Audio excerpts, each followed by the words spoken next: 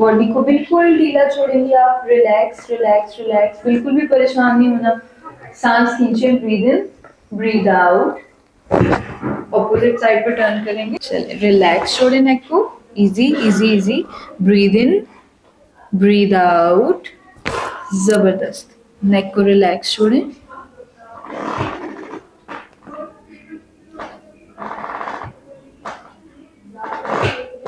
चल, बॉडी को बिल्कुल ढीला छोड़ेंगी, वाली लेग स्ट्रेट रखनी है आपने। ओके, सांस खींचे, breathe in, breathe out.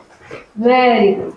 Physio is a medical treatment, क्योंकि हम without medication and surgery deal कर रहे हैं ना, तो प्रॉपर उसका 45 मिनट्स टू 1 आवर का सेशन होता है, जिसमें सिर्फ उसके कड़ाके ही नहीं निकाले जा रहे होते, फिजियो के डिफरेंट टेक्निक्स को यूज किया जा रहा होता है, डिफरेंट मशीनरी यूज की जा रही होती है। पेशेंट आया, हमने लिटाया, उसके कड़ाके निकाले, और वो कहे जी वाह जी, मेरी तो 10 साल पुरानी दर्दें खत्म हो गई हैं। मुझे महरीन देख के होता है, मेरा तो नहीं कोई पेच वगैरह ढीला। अस्सलाम वालेकुम नाज़रीन, ऑनेक्स न्यूज़ के साथ मैं हूं आपकी मेज़बान चंदा बुखारी। नाज़रीन, जैसा कि आपको पता है कि सर्दियों की आमद आमद है, और जैसे ही सर्दियां आती हैं तो ज़्यादातर जो लोग होते हैं उनके पट्ठों में, कमर में, जोड़ों में, टांगों में पता नहीं कहाँ कहाँ दर्द होता है। उसके बाद वो जाते हैं एक डॉक्टर के पास, और वो डॉक्टर जो है वो उनके कड़ाके निकालते हैं और वो जो है ठीक हो जाते हैं। अब मेरे साथ एक ऐसी ही डॉक्टर मौजूद हैं जो लोगों के कड़ाके निकालती हैं, और वो बिल्कुल जो है फ्रेश हो जाते हैं, ठीक हो जाते हैं। आखिर इसके पीछे राज क्या है, हम इन्हीं से जान लेते हैं। अस्सलाम वालेकुम वालेकुम अस्सलाम।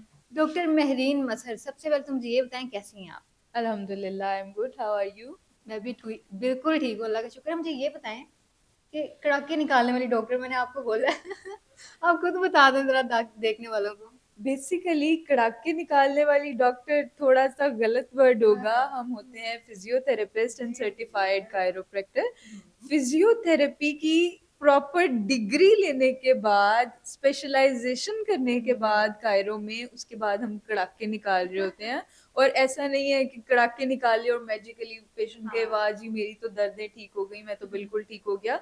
प्रॉपर उसका 45 मिनट्स टू 1 आवर का सेशन होता है, जिसमें सिर्फ उसके कड़ाके ही नहीं निकाले जा रहे होते, फिजियो के डिफरेंट टेक्निक्स को यूज किया जा रहा होता है, डिफरेंट मशीनरी यूज की जा रही होती है, जिसके बाद पेशेंट की पेन्स जो वो कंप्लेन कर रहे होते हैं कि हमारी कमर में, घुटनों में, कंधे में कहीं भी दर्द आ रही है, तो उसके बाद बेहतर फील करते हैं। हमें बस यही नजर आ रहा होता है कि एक डॉक्टर है, वो आ रहा है और वो जो है उसको उल्टा सीधा कर रहा है और कड़ाकों की आवाज आ रही है और बंदा ठीक हो जाता है। यानी कि ये ऐसा कोई सीन नहीं होता, इसके पीछे पूरा प्रोसेस है। बिल्कुल। जो चीज सिर्फ कैमरा में दिखाई जाती है ना, वो बहुत बहुत शॉर्ट, क्योंकि हम पूरा 1 आवर का सेशन तो नहीं दिखा सकते, तो हम स्पेसिफिकली उसके अंदर से कुछ क्लिप्स निकाल के दिखा रहे होते हैं। ऐसा नहीं है कि 1 या 2 मिनट के अंदर हम मैजिकली ठीक करेंगे पेशेंट को। Physio is a medical treatment, क्योंकि हम without medication and surgery deal कर रहे हैं ना, तो मेडिकल ट्रीटमेंट तो है ये, लेकिन प्रॉपर मेहनत है इसके अंदर। ऐसा नहीं है कि पेशेंट आया, हमने लिटाया, उसके कड़ाके निकाले, और वो कहे जी वाह जी, मेरी तो 10 साल पुरानी दर्दें खत्म हो गई हैं। अगर ऐसा कोई शो करवा रहा है अपने चैनल के ऊपर या वीडियोस में, तो वो बिल्कुल गलत है। ठीक हो गया। अच्छा मेरीन, पेशेंट आपके पास आते होंगे तो ज्यादातर जो पेशेंट है वो मेल होते हैं, फीमेल होते हैं? मैक्सिमम फीमेल पेशेंट्स होती हैं, क्योंकि प्रेफरेंस फीमेल पेशेंट्स की होती है कि उनको एक फीमेल थेरेपिस्ट मिले, तो मैक्सिमम पेशेंट्स जो आ रहे होते हैं वो फीमेल पेशेंट्स ही आ रही होती हैं। लेकिन मेल्स की भी बहुत ज़्यादा मेजोरिटी है, स्पेसिफिकली वो वाले मेल्स जो कि आईटी में या सॉफ्टवेयर इंजीनियर्स हैं, जिनको प्रोलॉन्ग सिटिंग करनी पड़ती है, लैपटॉप के आगे बहुत ज़्यादा काम करना पड़ता है, तो उनके मसल स्पैज्म या नेक में, कमर में बहुत ज़्यादा खिंचाव बहुत ज़्यादा हो जाता है, तो उसकी वजह से फिर मेल पेशेंट्स की रेशो भी आजकल थोड़ी ज्यादा है। पट्टों का खिंचाव बहुत ज्यादा होता है, क्योंकि सर्दियों के अंदर पट्टों में खिंचाव बढ़ना शुरू हो जाता है, वेजो कंस्ट्रिक्शन हो रही होती है, पट्टे खिंचाव में ज्यादा आना शुरू हो जाते हैं। जो पुरानी दर्दें होती हैं, जो अक्सर गर्मियों में थोड़ी कम हो जाती हैं, वो सर्दियों में थोड़ी ज्यादा महसूस होना शुरू हो जाती हैं।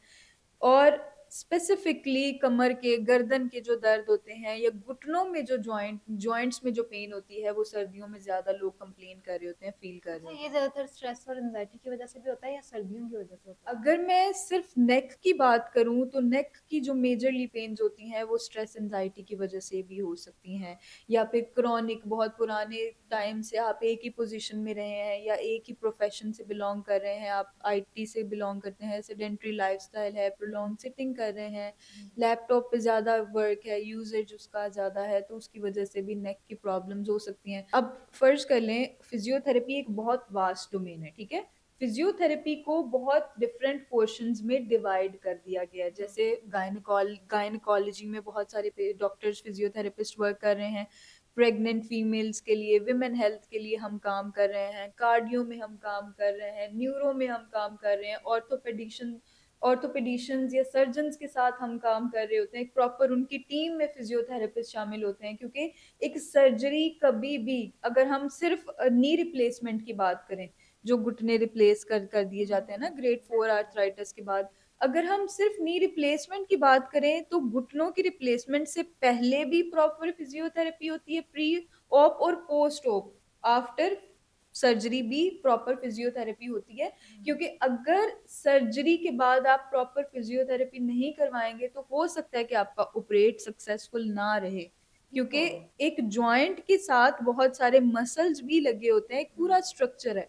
अगर हम उनको टारगेट नहीं करेंगे, मसल्स की स्ट्रेंथ ट्रेनिंग प्रॉपरली नहीं करवाएंगे, मोबिलिटी पे वर्क नहीं करेंगे, तो तब तक आप ये समझें कि वो आप अपने जॉइंट्स की मोबिलिटी लूज कर रहे हैं, कम कर रहे हैं। मुझे महरीन देख के बताएं, मेरा तो नहीं कोई पेच वगैरह ढीला।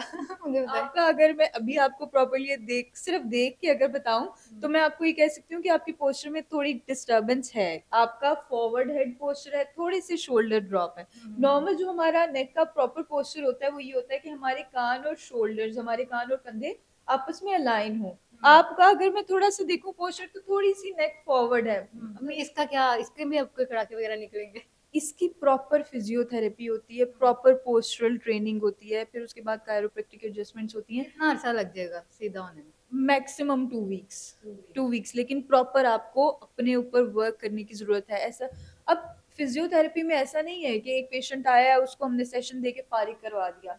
हम एक प्रॉपर होम प्लान गाइड करते हैं कि एटलीस्ट वंस और ट्वाइस अ डे आप ये चीजें घर पे खुद भी करें, क्योंकि फिजियोथेरेपी इज लाइक जिम। आपने जिम स्टार्ट किया, आपको लगे कभी भी आप ऐसा नहीं फील कर सकते कि आपके 1 या 2 दिन के अंदर पट्टे मजबूत होना शुरू हो जाए ना, it takes time. Same goes for the physiotherapy. Physiotherapy में भी हमें टाइम लगता है। इनिशियली कुछ सेशंस हम लेते हैं साथ, हम प्रॉपरली पेशेंट को होम प्लान गाइड कर देते हैं, ताकि वो 3 to 6 मंथ्स के लिए एटलीस्ट ये चीजें कंटिन्यू रखे, ताकि आपके मसल्स की स्ट्रेंथ गेन हो, पोस्चर बेहतरी की। पहले अगर आपके पास 100 ऑप्शन है ना सर्जरी से बचने के लिए, उनको फॉलो कर लें, कंजर्वेटिवली अपने आप को मैनेज करने की कोशिश करें, फिजियो से कंसल्ट करें, वो आपको प्रॉपरली गाइड करेंगे कि आप इस तकलीफ से कैसे निजात पा सकते हैं। ठीक हो गया महरीन। लास्ट पे लड़कों के लिए भी और लड़कियों के लिए भी पैगाम क्या देना चाहती हैं, और क्या मतलब आप उनको ऐसे कोई प्रिकॉशंस बताएंगे कि वो अपने आप को बचा लें, ये उनको कड़ाके निकलवाने की जरूरत ना पड़े?